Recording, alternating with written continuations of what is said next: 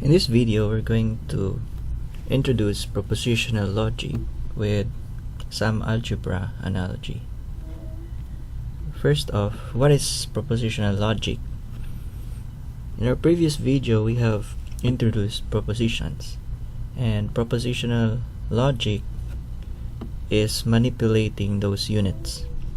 To be specific, propositional logic, or sometimes known as Propositional Calculus, is a branch of logic dealing with propositions as units or with their combinations and logical connectives or operators so that relate them.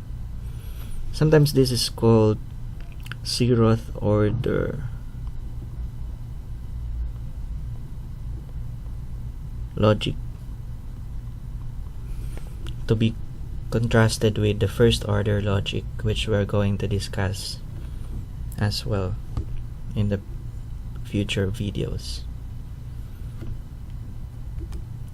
So parallels with algebra. In algebra, we manipulate numbers, say 1, 2, 3, or negative numbers, say negative 10, etc. In propositional logic, the units that we are manipulating are propositions.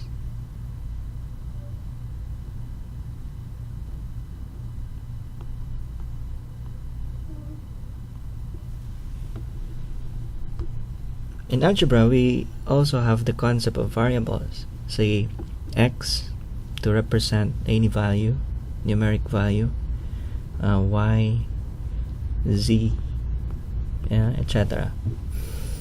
In propositional logic, we also have that concept of propositional variables, and we usually use letters like P, Q, R, etc.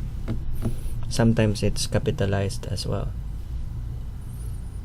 In algebra, we also have the concept of algebraic expressions, say x plus 2 or y minus 3. So similar with algebra, we have in logic no longer algebraic expressions but logical expressions, and we usually use the symbols, the variables, for example P or Q. It could be negation of R, or say N, P and Q, etc. So there's examples of algebraic expressions with the variables and the corresponding connective.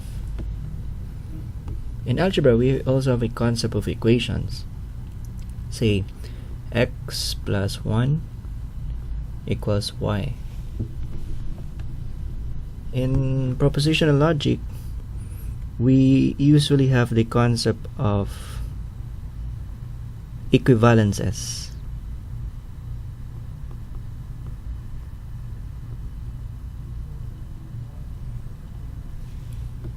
Say P implying Q is logically equivalent to not of P or Q.